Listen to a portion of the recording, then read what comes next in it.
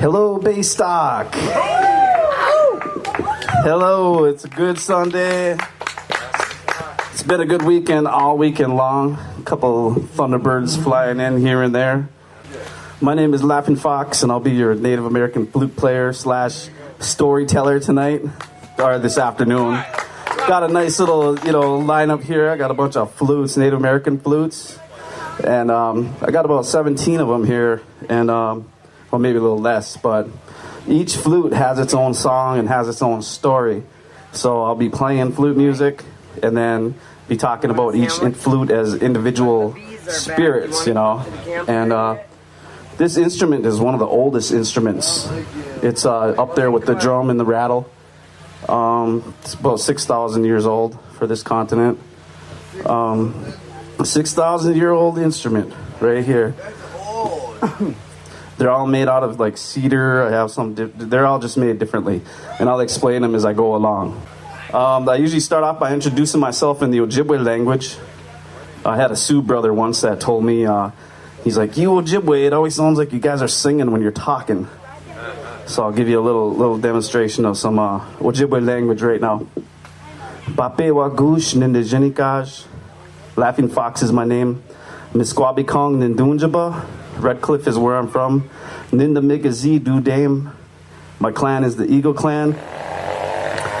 Gana Waindun, Gakina, Gego, Gaminigud, Gije Munido, Gayange, Mina Bamadazi. That's a little prayer that I do before each show. It just means take care of everything that the Great Spirit has given us to live a good life.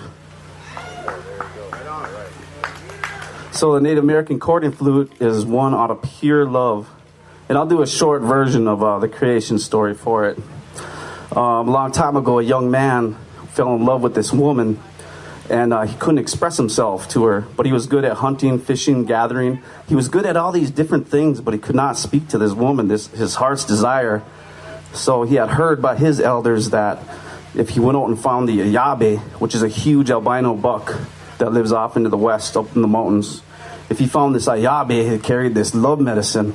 And he thought that if he could find this love medicine and give it to his heart's desire, then she would know how he felt.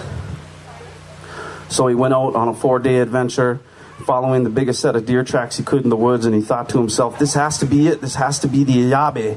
And he followed the tracks, and he'd just see it out of the corner of his eye, pull back his bow and arrow, and it would disappear. There'd be nothing. Finally on the 4th day, he sat down and nighttime, underneath a great cedar tree, the wind picked up and he kind of heard the night song.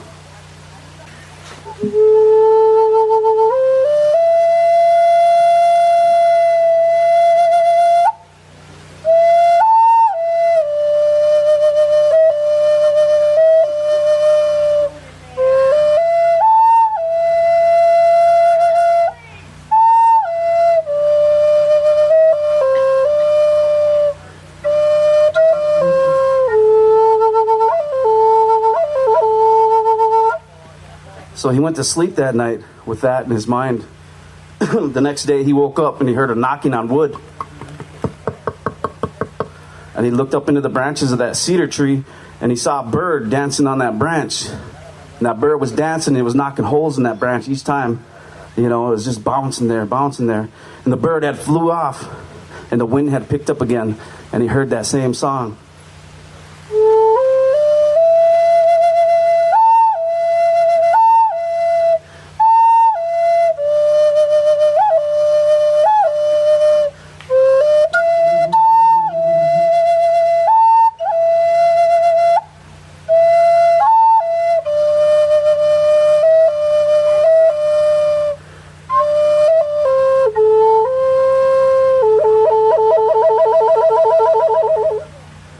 When he heard that song, he knew that's what he wanted. That's what he wanted to give to that woman, He's like, that's it. That's the medicine I've been searching for. So he reached up into the branch of that cedar tree. He grabbed a hold of that cedar branch. He broke it off. And he's looking at it. He's like, he's wondering how to play it, how to make that sound. So he starts blowing on it. This way, he's looking at it, blowing on it this way, that way, that way. Couldn't figure it out. He's even going like this, try to imitate the wind. Kind of going in a circle. he's doing all these things, and he couldn't figure it out. So in the Anishinaabe culture, the Ojibwe culture, what they do is they'll take some tobacco and they'll put it in a fire and they'll pray. They'll kind of invoke the spirits. So that's what he did. He fed some tobacco into the fire, and later that night he went to sleep. And in his dreams, that bird came to him, the one that was knocking on the wood, and he had a conversation with the spirit bird. He told him his dilemma. He said, I couldn't speak to this woman, but I really need to have that medicine to show her how I feel. And the spirit bird had listened to him and said, well, all right, I'll teach you. So the bird instructed him how to make the first flute. And the only rule that he had with it was that he had to play it from the heart. And he had to keep the image of his heart's desire in his mind, so that when he blew into the flute, it would flower out into the world and she would be able to feel this. So with this in mind, he created the first flute, and he played, and he brought that back to his village, and he stood up on a hill and he started to play.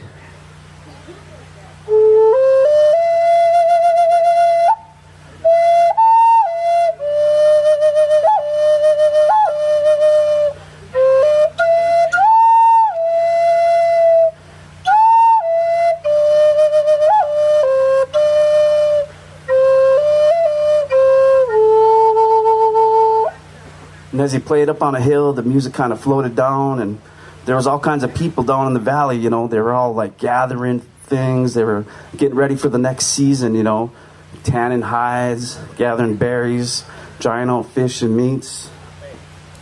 And everybody that heard that music had stopped in that moment, had stopped what they're doing, because no one had ever heard a sound like that before. So they all stopped, and they all started to listen. Finally, the music had made its way to the wigwam of that young woman. And as soon as she heard it, she knew instantly that was for her.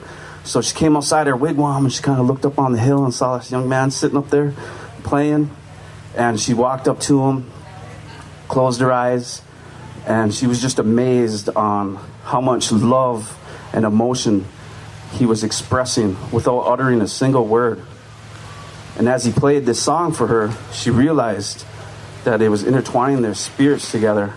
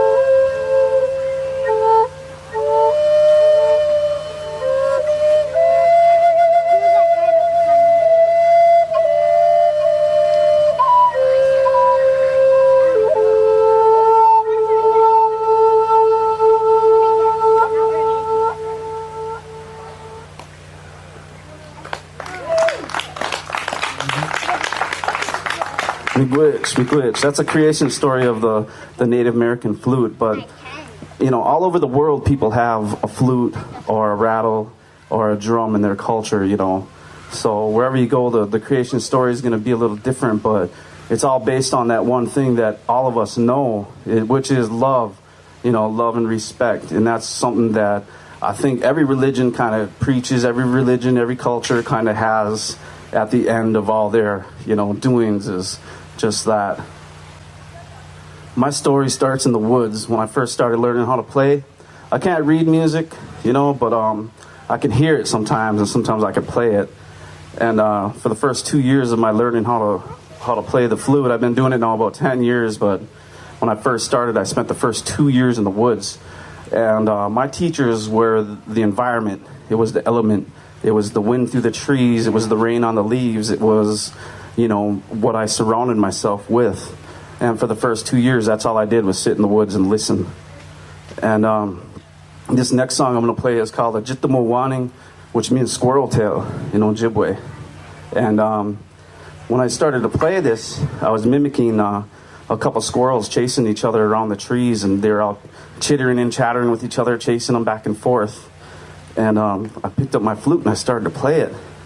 And the funny thing that happened is they didn't run away. They actually came closer and closer. And before I knew it, I had a couple little squirrels out there, and they were just listening. So this song is called Ajitamo Waning, and I try to imitate their song in the woods.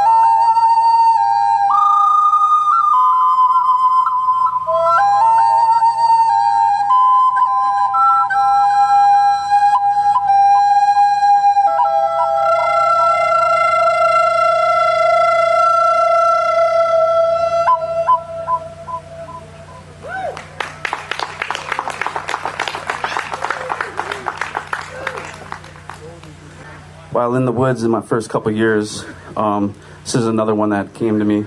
And I don't know exactly, how they come, but I would start playing, and then I would like a combination, and then I would practice that combination over and over again until it became kind of like second nature. Like I said before, I don't know how to read music, but I can kind of hear it, and then I can kind of imitate it. And teachers can be anybody from, a guitar player to, like a squirrel in the woods. So wherever you're getting your influences, that's what you got to let come out. Once it's in you, you got to let it come out. So this is another song that I kind of learned in my first 2 years of my journey.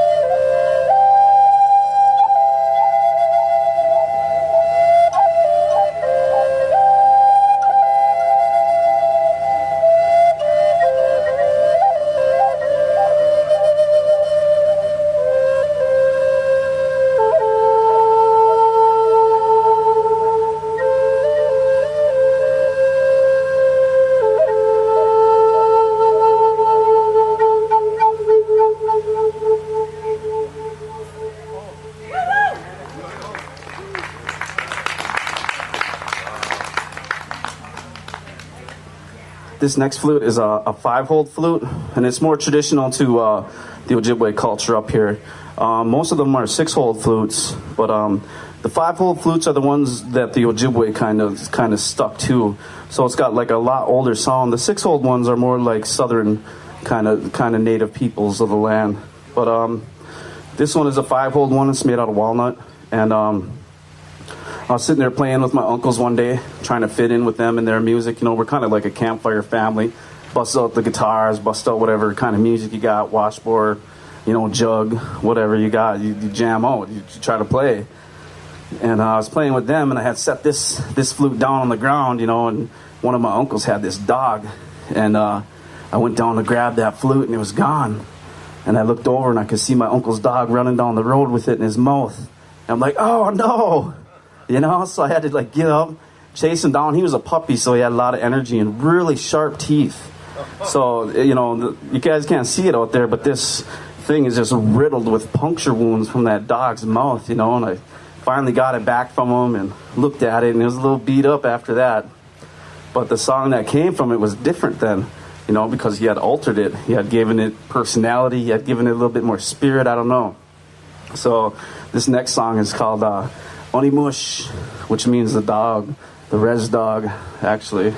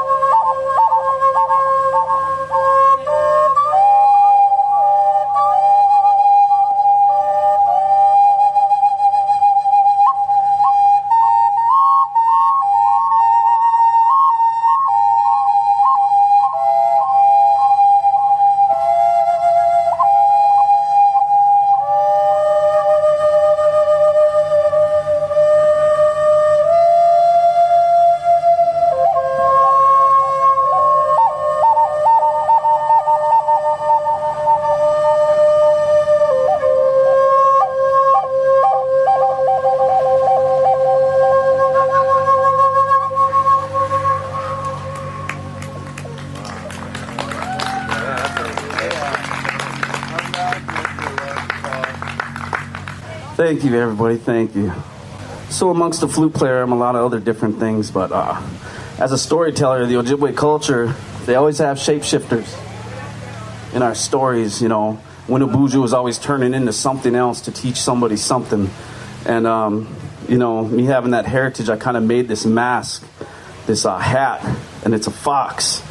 And I made it just so I can play with it, and I kind of wear it like a hat. So it fits right on my head, you know, and I can kind of like go into my storyteller mode. I can go into my shapeshifter mode, you know, and when I wear it down, kind of looks like the fox is looking right at you. And that works pretty well for us adults, but little kids, they don't like it so much. It scares them. I've had them crying and stuff, and I'm like, no, look, it's just me, you know. Dogs too, dogs and cats, they just go nuts too. Get them all crazy. So this flute here is it was gifted to me. I actually had to make a trade for it. I create art and I make art. I made this hat. I make my flutes, you know, and one of my buddies wanted one of my dream catchers, you know, and this to a flute maker is about a $500 flute right here. This is what he makes them and sells them at. And he said he had this one in mind for me, but I had to trade him one of my dream catchers. So I said, all right. So I put just as much time into this dream catcher. It took me about a week to make, you know, and he traded me this one. But this one is called the Shapeshifter. And as you can see up on top, my bird on top, you know, they usually put birds on top to represent that woodpecker, that spirit bird that showed us how to make them. But on the top of this one, it's kind of like an eagle. It's kind of shape-shifting into like a horse or a thunderbird or something. And then on this end where the mouthpiece is kind of looks like a fish in a way, you know, like a largemouth bass. But then when you hold it this way, then you can see that, you know, it's an owl, you know. And on the back side of it is another kind of paw print, some kind of animal paw print. So this next song is called Shapeshifter.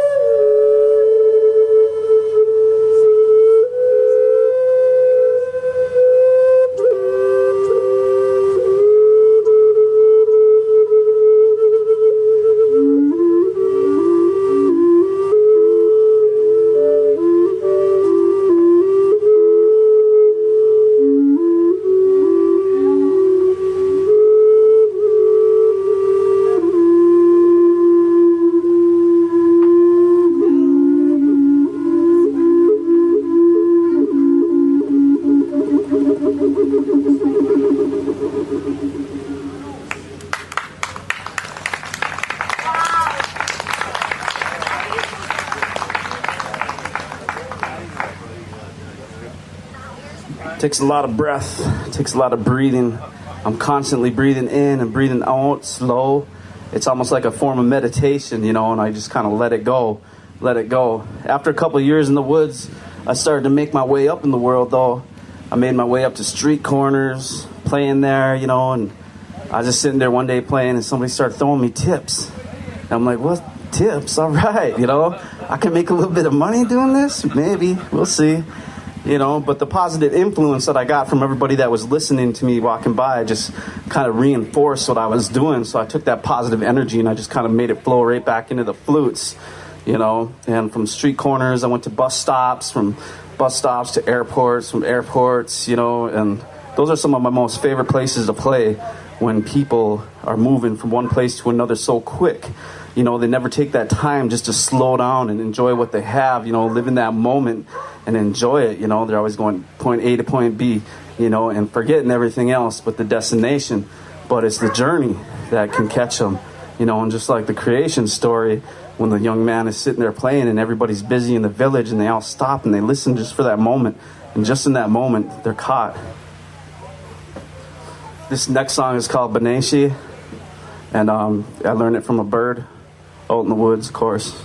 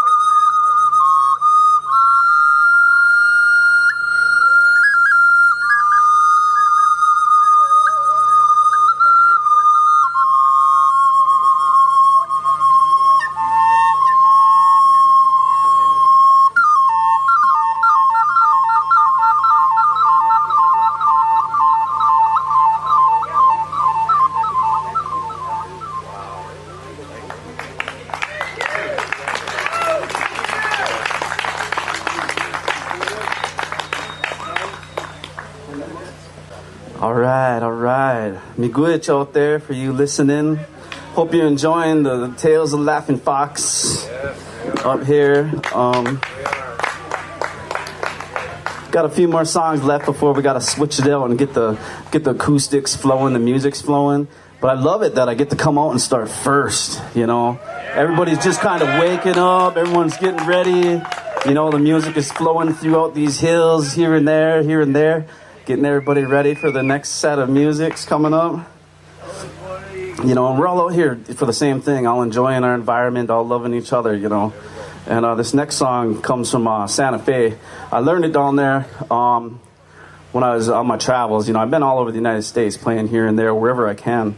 And I acquired this flute down here, and one of the songs that came with it was actually from a different country. It's actually a Palestinian love song called "Thy Own True Love," and I figured I'd had to learn, you know, if I wanted to go out and visit other tribes and meet with other peoples of the world, I kind of had to, you know, learn their songs and learn where they come from, so that if I ever travel around and meet these people, you know, I may not know their language, but at least they know that I got respect enough for their culture that, you know, I speak their music to them, you know. And that to me is a pretty important part of, you know, music. It's the great communicator, you know. It's so many emotions without uttering one single word. So this next song is a Palestinian love song called "Thy Own True Love."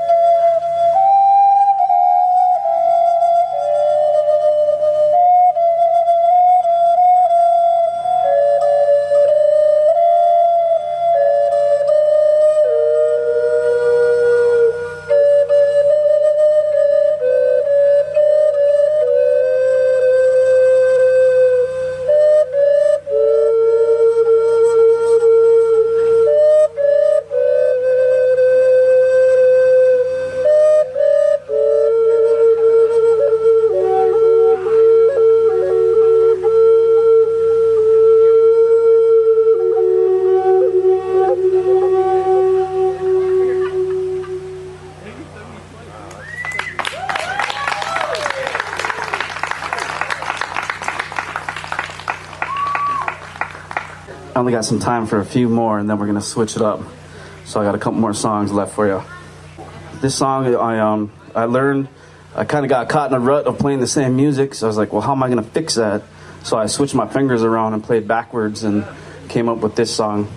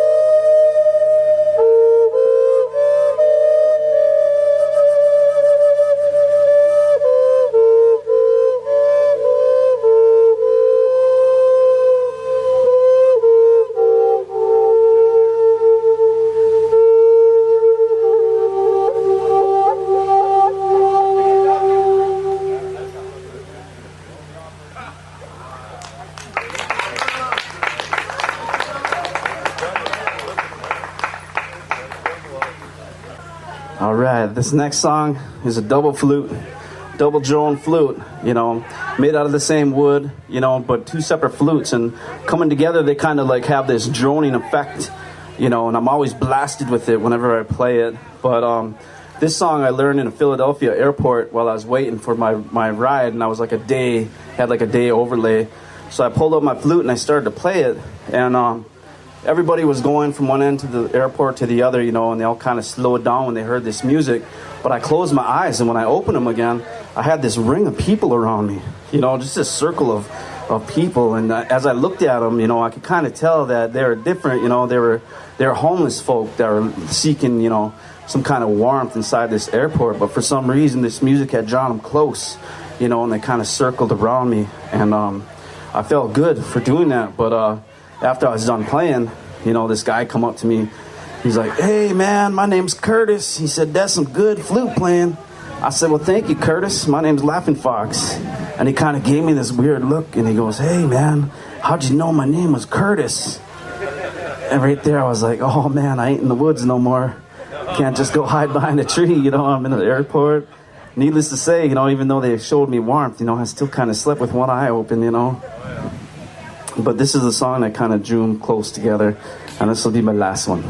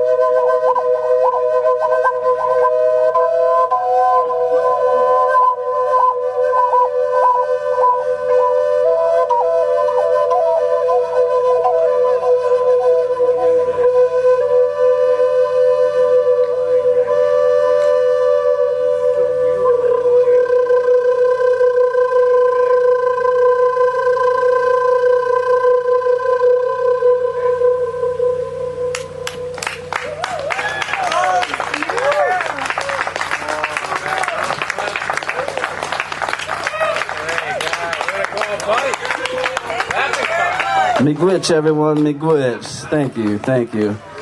Really hope you enjoyed.